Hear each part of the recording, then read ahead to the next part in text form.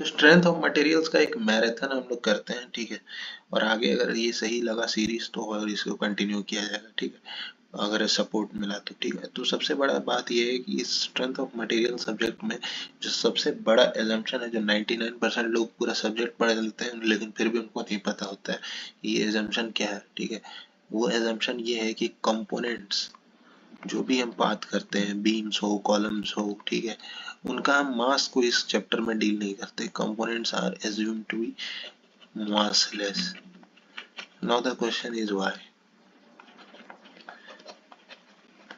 देखो, ये modern bridge है, ठीक है।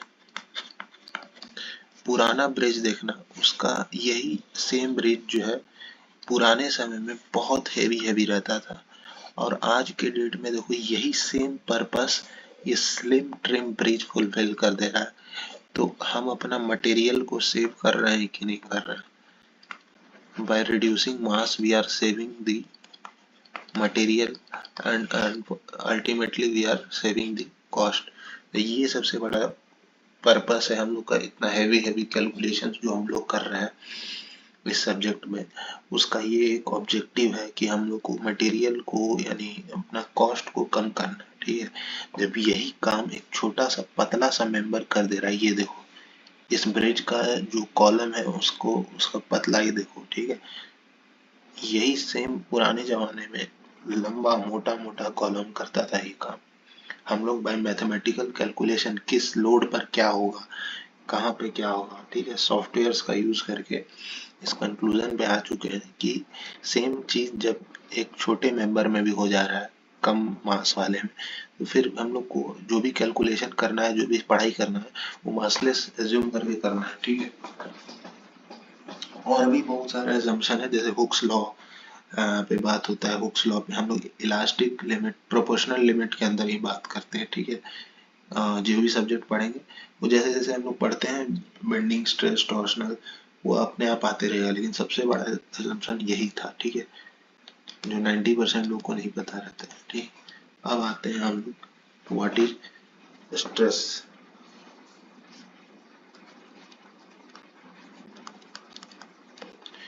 स्ट्रेस क्या है, प्रेशर क्या है, स्ट्रेस और प्रेशर में क्या अंतर है, वो समझना बहुत जरूरी है।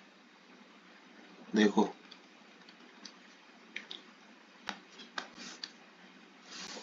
पहले स्ट्रेस आता है या स्ट्रेन आता है, ये लोड लगा दिया गया हमने। इस दुनिया का एक नियम है, रूल है, everything in this world, everything in this world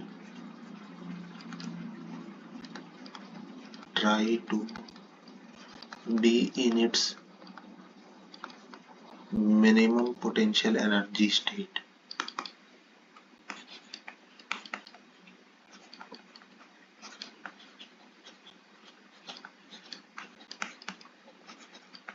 जैसे कि एक बॉल है, अगर हम लोग इसको डिस्प्लेस कर दें, ये बॉल वापस अपना रीगेन करेगा पोजीशन, क्यों? क्योंकि इसका पोटेंशियल एनर्जी मिनिमम था अपने नेचुरल पोजीशन पे, जबरदस्ती हमने इसका पोटेंशियल एनर्जी बढ़ाया। अब बढ़ते हुए पोटेंशियल एनर्जी को ये अपोज करेगा, तो उस अपोजिशन के कारण ये नीचे आया, ठीक है। सिमिलरली यहाँ एटम्स जो थे ये आपस में हाथ थाम करके बैठा हुआ था एक दूसरे का, ए है, ये बी है, ये सी है। ये बहुत इंपॉर्टेंट है इंटरव्यू के लिए, पहले स्ट्रेस आता है या स्ट्रेन आता है, ये समझना बहुत इंपॉर्टेंट है। अब हम लोग क्या कि इसमें लोड लगा करके इनके बीच का जो नेचुरल गैप था उसको बढ़ा दिए, ठीक है। इससे क्या हुआ, हम लोग इसके पोटेंशियल एनर्जी को इंक्रीज कर दिए, और ये इस बढ़ते हुए पोटेंशियल एनर्जी को अपोज करेगा, क्योंकि रहना तो चाहता है वो अपने मिनिमम पोटेंशियल एनर्जी स्टेट में। तो वो एक इंटरनल रेजिस्टेंस ऑफर करेगा इस लोड के against, and this internal resistance force per unit area is called the stress, ठीक है। तो what is stress? Stress is nothing but the internal resistance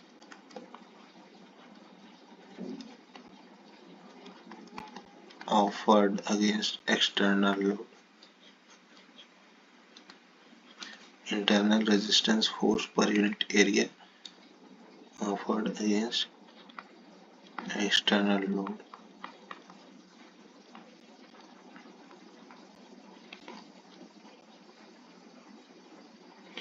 Or we can say that stress is the measure of internal resistance of the body against external load.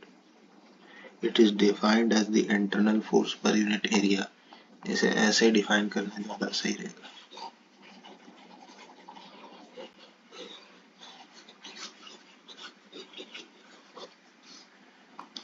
Definition जो बोल रहा हूँ वो लिख सकते हो, बाकी यही है. Measure of internal resistance of the body against external load. Measure of internal resistance of a body against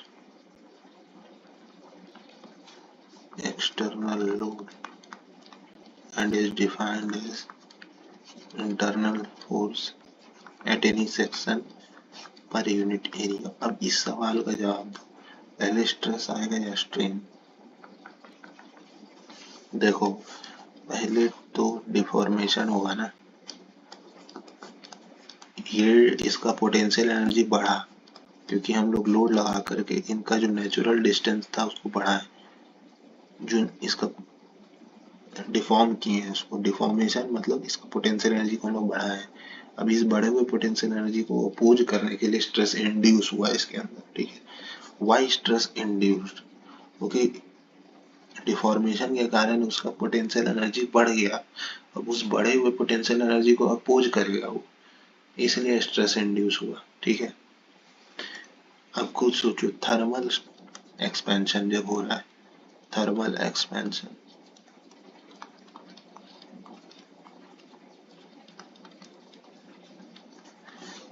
thermally एक रॉड है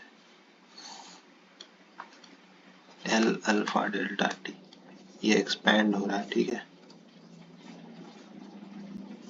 ये इतना एक्सपैंड हो, delta L is equal to L alpha delta T. या यहाँ कोई स्ट्रेस इंड्यूस होगा क्या? नहीं होगा. क्यों नहीं होगा? क्योंकि इसका पोटेंशियल एनर्जी जो है वो पहले ज्यादा था, अब ये अपना पोटेंशियल एनर्जी को एक्सपैंड करके मिनिमाइज किया है. ठीक है, स्टेबल नहीं था.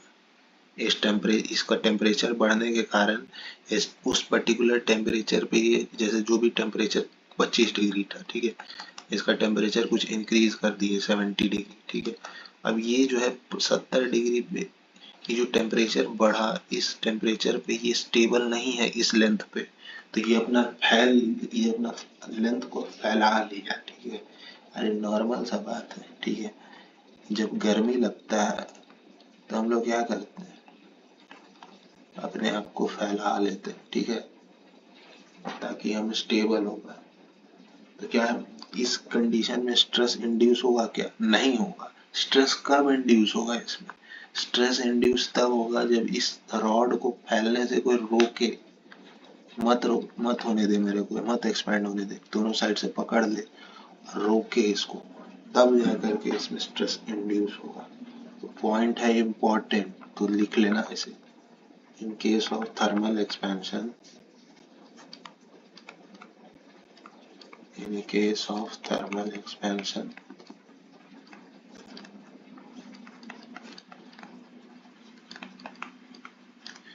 there is strain but no stress is induced.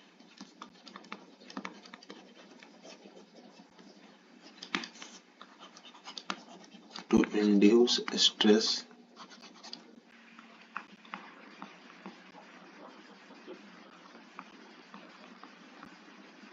we have to apply a rigid fix wall. और बाद में हम लोग देखेंगे कि ये जो वॉल लगाने से जो स्ट्रेस इंड्यूस होता है that is E alpha delta T. Now one most important question, that stress is zero but strain is not zero. इसका कोई एग्जांपल दो। तो इसका एग्जांपल है ये thermal expansion.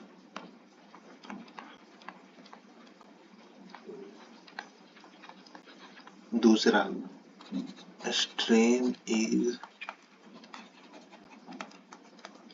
zero but stress is not zero। इसका एग्जांपल दो। इसका एग्जांपल है ये थर्मल स्ट्रेस। यहाँ देखो, इसको हम लोग डिफॉर्म करने से बचा लिए ना, तो स्ट्रेन जीरो है पर स्ट्रेस जीरो नहीं, थर्मल स्ट्रेस।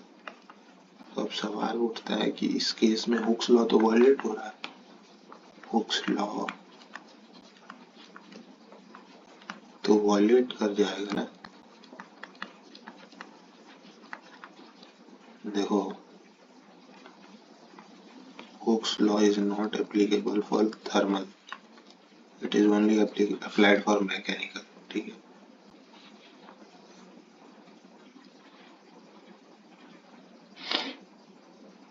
अब आते हैं स्ट्रेस और प्रेशर में क्या अंतर है।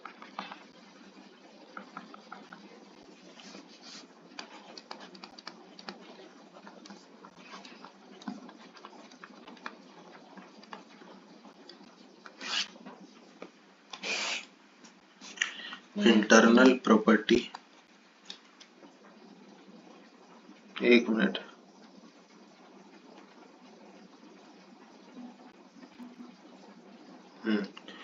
स्ट्रेस क्या है? इंटरनल प्रॉपर्टी है।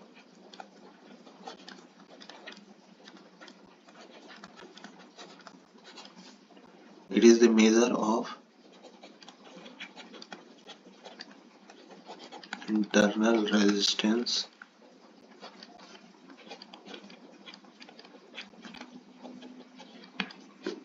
pressure क्या is defined as the external normal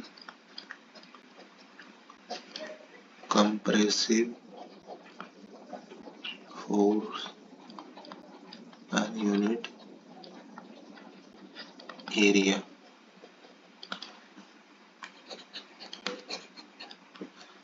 ठीक है, प्रेशर जो है वो कंप्रेसिव लोड के कारण आता है। स्ट्रेस जो है टेंसाइल भी हो सकता है, शियर भी हो सकता है, कंप्रेसिव भी हो सकता है। अरे ये फोर्स लग रहा है, इसका ये कंपोनेंट कभी भी प्रेशर में कंट्रीब्यूट नहीं करेगा, हमेशा ये करेगा, पर स्ट्रेस में ये दोनों करेगा। ठीक है, pressure is a scalar, stress is a tensor.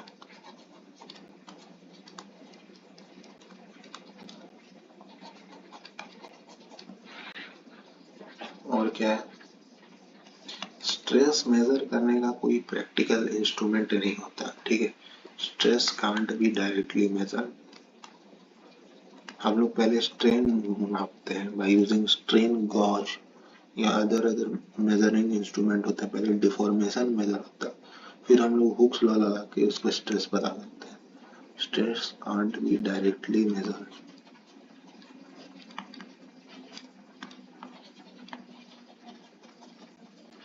Pressure is measured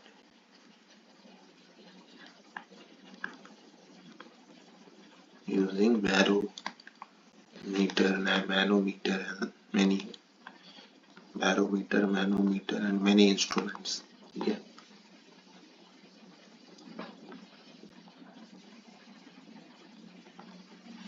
अब आते हैं हम लोग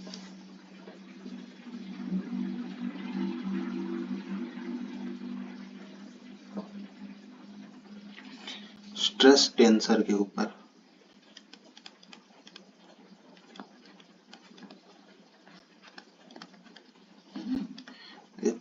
बॉडी है, ठीक है, इसमें कंटिन्यूअस लोडिंग हो रहा है।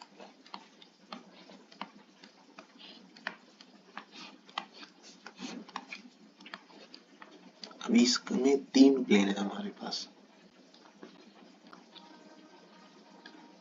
ये x है, ये y है, ये z है। हम लोग इस प्लेन में अगर इस बॉडी को कट कर दे, ठीक है, एक्स जेड प्लेन में, तो ये कटा हुआ पोर्शन ऐसा दिखेगा। अब इन लोड का इस सेक्शन पे कुछ रेजिस्टेंस आएगा, कोई फोर्स इधर एक्ट करेगा, कोई इधर करेगा, यदि जहां तहां एक्ट करेगा सब कुछ, ठीक है। डायरेक्शन हमें पता नहीं है ना, रैंडम।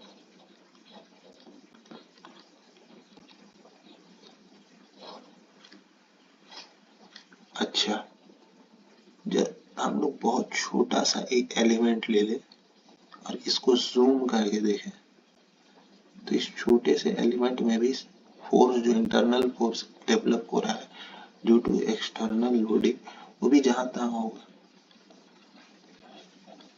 पर ये एरिया इतना छोटा है कि इनको हम लोग क्यूमुलेटिवली एक फोर्स से दिखा सकते हैं, और इस फोर्स को कहते हैं स्ट्रेस वेक्टर या ट्रैक्शन वेक्टर कहते हैं इसको, ठीक है, ट्रैक्शन वेक्टर।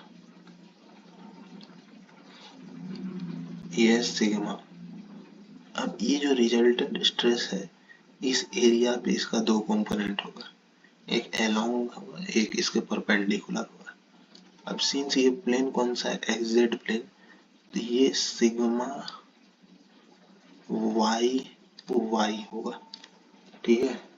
देखो सिग्मा आई जे करके लिखते हैं, ये आई क्या बताता है हमको, प्लेन बताता है, ये जे क्या बताता है हमको, डायरेक्शन बताता है।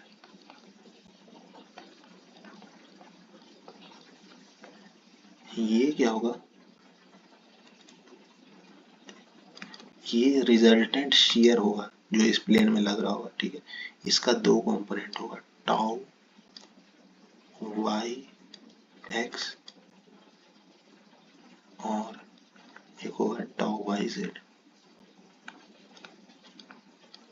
ठीक है। इन दोनों का रिजल्टेंट है ये tau y x square plus tau y z square. अरे इस प्लेन में एक रिजल्टेंट स्ट्रेस वेक्टर होगा, उसका एक नॉर्मल कंपोनेंट, एक इस प्लेन के कंपोनेंट। प्लेन पे कंपोनेंट है उसको शियर कहेंगे, नॉर्मल जो है उसको नॉर्मल स्ट्रेस कहेंगे, ठीक है।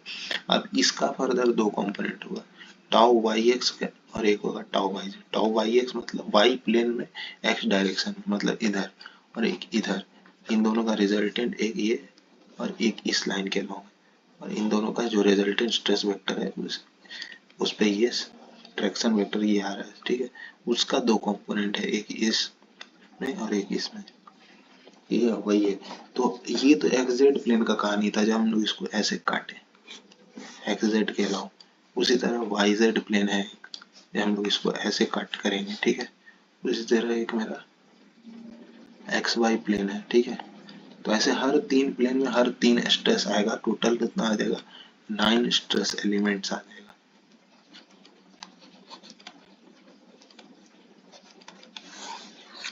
ठीक है, तो ये 9 स्ट्रेस एलिमेंट के लिए हम लोग एक 3D स्ट्रेस टेंसर डिफाइन करते हैं।